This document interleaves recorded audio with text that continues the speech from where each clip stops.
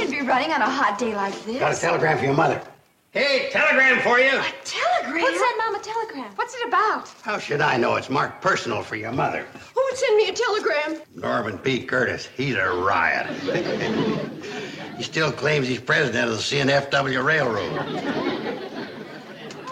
Well, what's the message? How would I know? Daddy Norman says Bedlow's coming back out here again. It's sneaky Mr. Bedlow. He's always trying to scrap the cannonball. This time he's got a henchman with him named Fred. Don't start worrying, Mom.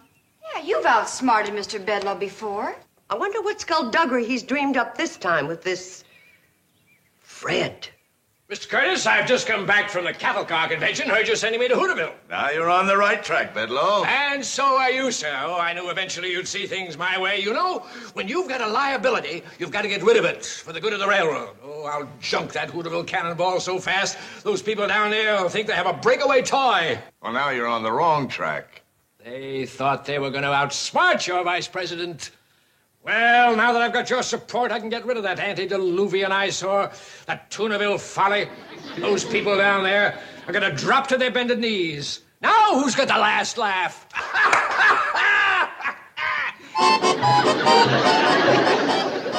You're not laughing, Mr. Curtis. Bedlow, you are a mean man. Thank you, sir. I try. Every organization must have a mean man, and ours is the best mean man in the business. Thank you, sir. But you lay one clammy finger on that cannonball, and I'll have you tied to the tracks. But, Mr. Curtis! I'm sending you to Hooterville this time on a mission of mercy. Mercy? Me? You feel all right, Chief? I feel fine. It's Fred who doesn't feel well. Fred? Who's Fred? I have already wired Mrs. Bradley. Kate, a wonderful woman.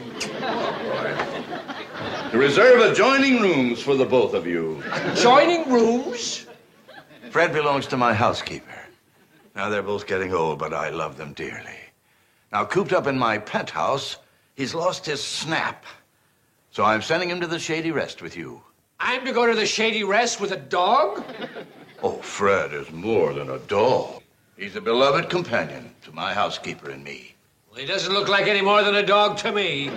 But confined to city living, he's lost his dogginess. Haven't you, old pal? In the world of apartments and city living, it's wrong to bark, to be a dog. Fred, old pal, I haven't heard you bark in months. But 1 week with those wonderful people, and Fred will come back a changed man, revitalized by their robust way of life. So that's what my efforts to close down that railroad have led to, lowering my status so I'm a keeper of the dog. Is that it? Not really, Bedlow. I was hoping to kill two birds with one stone. I want the love and the kindness of those people to rub off on you, too. I sincerely hope by the time you get back, you will have broadened your perspective. You know, there's really more to life, Bedlow, than banging your head against a cannonball. Now, how can you disagree with that? I can't, because you're the president, sir. And I'm merely your vice president in charge of a dog. For months you've been hounding me to get back to that valley. Now that I've given you the opportunity, what do you say? Thank you.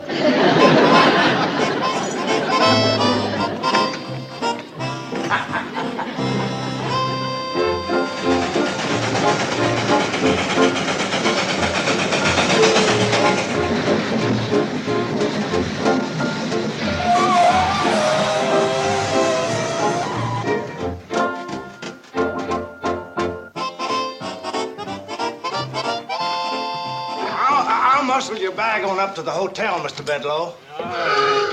Good grief! Look! What's that? That's Arville's flivver ball. Running on the CNFW tracks? He's Betty Joe's boyfriend. He put handcar wheels on his flivver so he could drive out here to visit her. He uses our tracks? Ain't any others. Hi, Mr. Pratt. Greetings. What are they doing? What we always do when Arville signals he's about out of gas, we tow him into Pixley. Fred, I'd report this to the president of the railroad, but he wouldn't believe me. And you wouldn't back me up. Come on.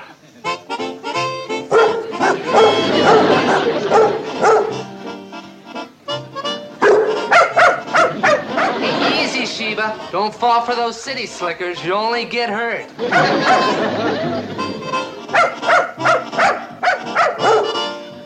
Now, you stop that.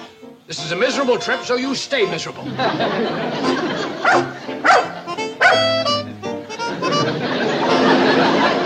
stop that dilly-dallying.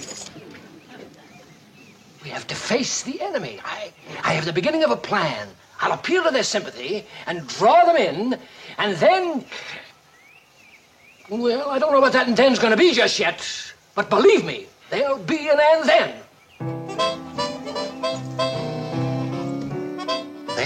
That's Fred?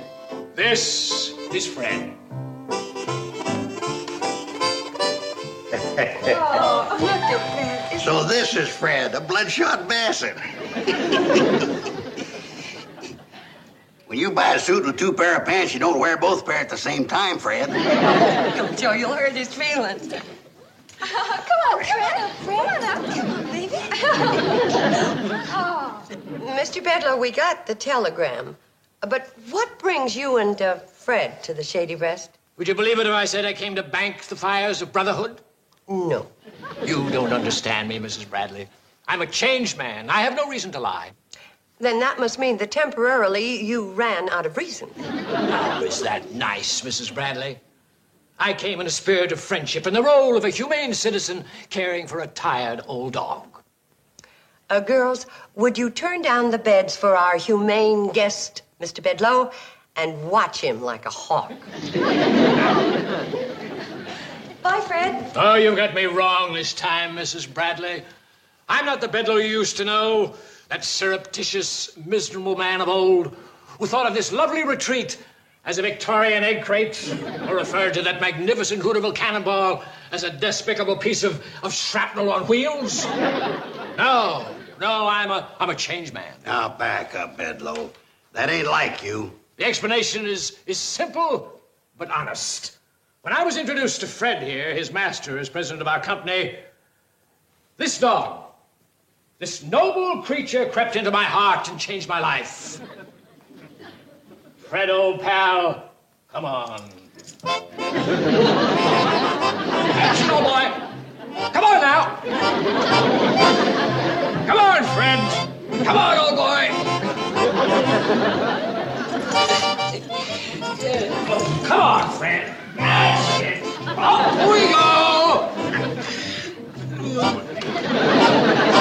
Here we go, boy. All the way up the stairs. Up the stairs.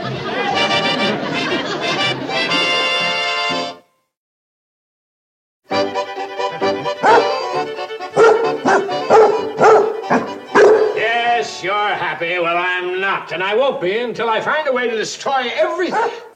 Oh, stop wagging that stupid tail. Wait a minute. That's it.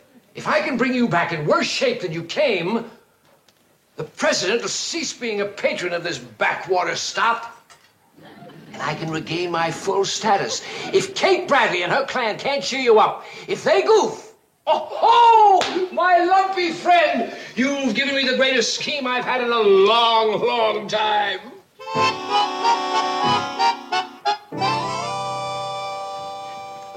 Poor guy. I think I hear him talking to the dog up there, all alone. He was talking all alone when he was down here. Now, Kate, old Homer's a nice guy. He's a changed man. Let him up. Somebody's got to be down before you let him up. Now, there you go, Kate. You got good points, but you're a mighty poor judge of character. I beg to differ. I think that Mr. Bedloe is mean and tricky, and you are an old softy. Kate Bradley, that's the meanest thing you ever said to me in my life. Oh, Mr. Bedloe, are the rooms all right? Wonderful. Everything's wonderful. Mm-hmm. Are you and Fred hungry? Certainly are. Well, I'll fix something for both of you right away. Oh, any old time for me, Mrs. Bradley. But feed good old Fred here. Best in the house, please. Certainly, Mr. Bedloe. And if he gives you any trouble, boot him out. Use a broom on him. Remember, you must love a dog and feed a dog, but never let a dog get the upper hand. You know? I'll try not to.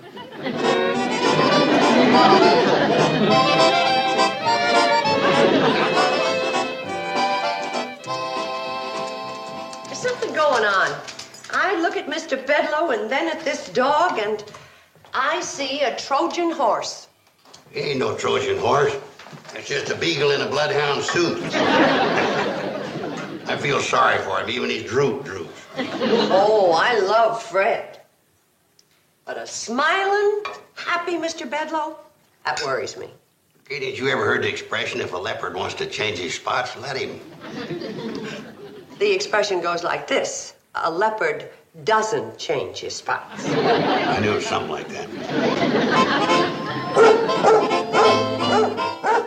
It sounds like the bark of a happy dog. It's disgusting, revolting. Make your move, Homer, old boy. Starting now. There, that's a lot neater. Look at him dig in. Oh, I'm sorry, Mrs. Bradley. I just remembered that dog's on a strict diet. Pills for his ulcer, pills for his arteries, and pills for his nerves. And powdered dog food, which I will give him.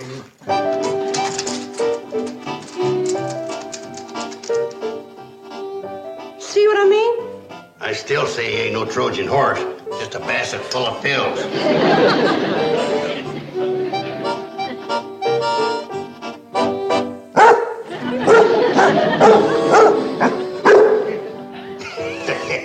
You old rascal.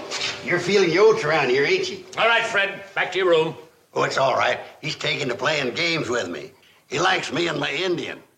As a matter of fact, he likes all of us. We like him, too. He's the best paying guest we've had. Don't you see what's happened? He's become a barker. Is that bad? I've never known a dog was much of a talker. Then it's bad. Now, I didn't want to say this to Mrs. Bradley, as I didn't want to worry her. But I feel I can tell you. Sure, you can tell me anything. And you're right. Kate is a warrior. The president of the railroad paid a lot of money to have that dog trained, and he's run wild up here. Do you know what the president would do if I brought back an undisciplined barker? No. I know a lot about dogs, but I ain't had much truck with presidents lately. Well, this one's got a mean temper. He'd scrap the cannonball for sure. Why would he want to do that? Why? Because you people have turned his dog into a barker. Yeah, I guess we did. Well, we're sorry. Well, being sorry won't be enough for the president. There must be something you can do to return Fred to his old dignified self. You know, I'd hate to see you and Mrs. Bradley and those 3 lovely girls in the poorhouse. So would I. If it's only a matter of stopping Fred from barking, I can do that. Good. And remember, my friend, the poorhouse might be bad, but you also have to climb over a hill to get to it. Thanks, Homer. I'll keep that in mind. Good, very good, and wise, too. Hey, you know, I cured a dog from a barking fit once by just scaring him a little. Would you think you might perform that glorious service for old Fred? Well, I can try it. You go up the stairs away, and when I start dusting the Indian, let him go. I salute you, sir. You are a man among men. I've yet to meet your equal. Come along, noble beast.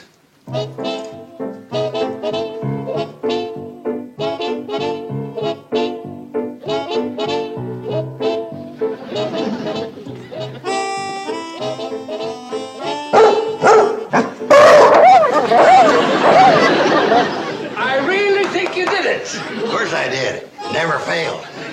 I thought I heard a strange bark. What's so strange about it? That was me.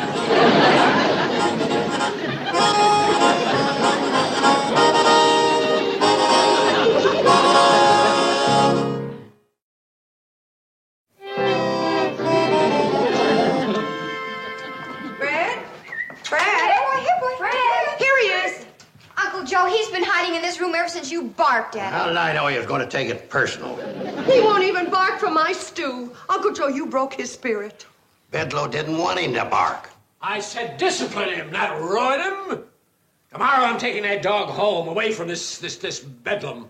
And when the president of the CNFW finds out what you people... Oh, so that's your plan to scrap the cannonball. That's right. I made a better mousetrap and caught all of you in it. You'd ruin a dog just to ruin us. You stated so simply, Mrs. Bradley. Beautiful, isn't it? Victory clutched from the jaws of defeat. Beautiful. Fred, you're beautiful. Life is beautiful. I gotta go next door and pack. Well, what do you think of good old Homer now? Think he's the south end of a Trojan horse going north. Well, I'm not as worried about the president as I am about poor Fred. Before he goes back, we just gotta make him feel better. He looks so sad and forlorn, Uncle Joe. Do you think we'll ever be able to make him bark again, Uncle Joe? Aren't we lucky to have an expert on dog psychology, Uncle Joe? Why'd I let myself get suckered in by that Bedloe? I am too smart for that. You said that, I didn't.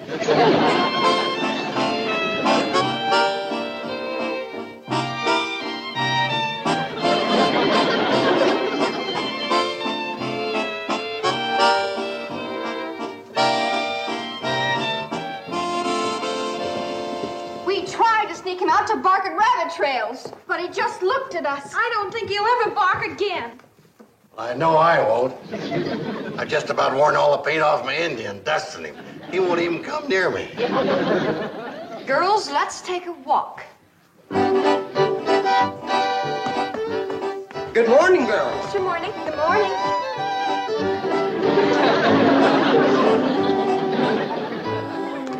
We didn't try that. Try what? Well, you know about old dogs. A pretty charmer makes them feel like pups again. What are you getting at, Kate? Before the cannonball comes back to pick up Mr. Bedloe and Fred, we gotta round up every girl dog we can find. Fred Ziffel, the pig farmer's got one. Looks more like a pig than a dog. I'll get it. Girls, wait, we got work to do.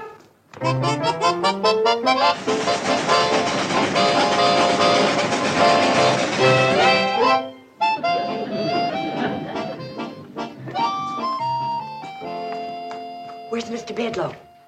He's upstairs. He'll be right down. All right, start the parade. Look, Fred. Look what we brought for you. Aren't they sweet? Yeah, Fred, look at this one. Isn't she pretty? Look, Fred, the Richard Bardot of the dog world. Hold on, wait a minute. Now stop all this nonsense immediately. Oh, I get it. You're baiting Fred to bark with all these canine cuties, but that's unfair. Next.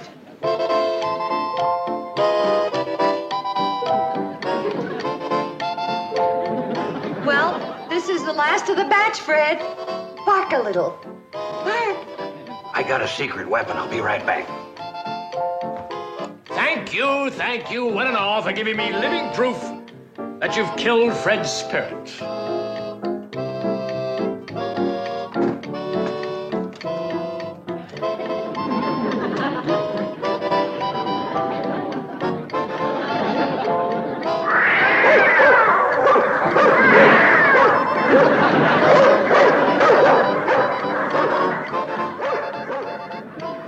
Well, I tried.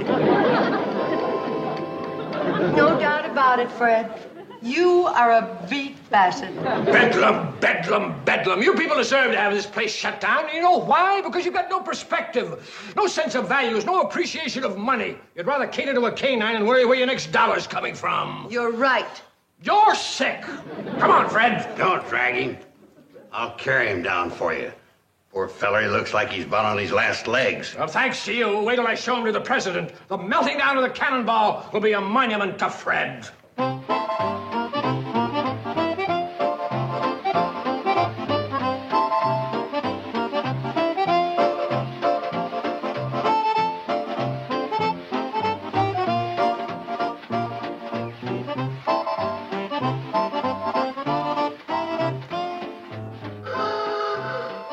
It's Orville.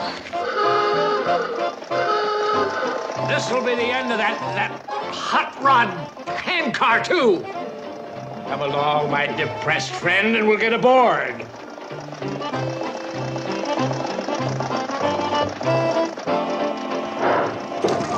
Goodbye, Fred. Goodbye, Fred. Goodbye, Shady Rest. Hey, what's going on? He looks so sad. I don't think Fred wants to live anymore. He doesn't? Why not? I barked at him, that's why.